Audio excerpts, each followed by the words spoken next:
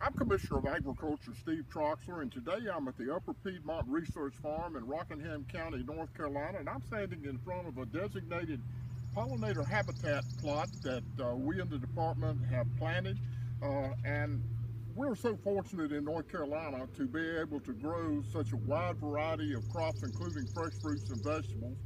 And if you like to eat, I would just ask you to thank a farmer. But as hard as our farmers in North Carolina work, they can't do it by themselves.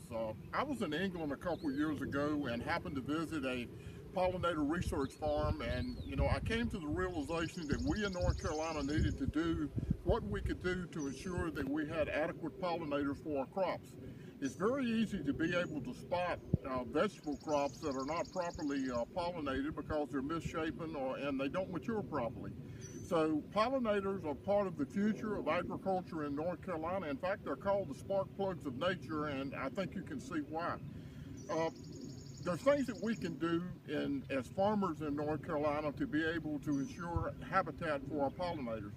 We have, in the department, have brought together our divisions, our forestry division, soil and water, plant industry, and we've been able to do the things that we need to do to start pollinator programs. The first thing that farmers can do is use ditch banks and fences to be able to plant pollinator habitats. And I think if you can see behind me how successful this can be with the number of bees and butterflies we have here. But pollinators also include birds and beetles. So we need to plant a variety of different flowers and pollinator plots to make sure that all of these pollinators thrive. Homeowners in the city can do their part too. Even small plots in gardens or in flower beds can help ensure that the number of pollinators is adequate.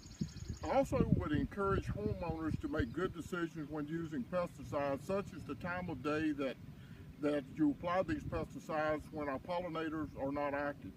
We've had the decline of pollinators for a number of reasons, and NCDA&CS says, it's partly environmental, the disappearance of natural habitats, and so we've got to do what we can do.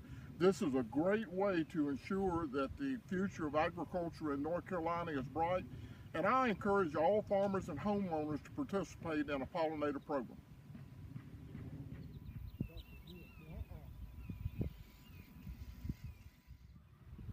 I especially want to thank our partner Syngenta for helping us with this pollinator project in North Carolina, and also thank the North Carolina Department of Transportation and their partner Bayer Crop Science and the things that they're doing with wildflower plots on the sides of the highways. Our research stations division has done a wonderful job at doing the research to figure out what are the native flowers and plants that we can use in North Carolina that won't be invasive, and my thanks go to each one of them for the hard work they put in.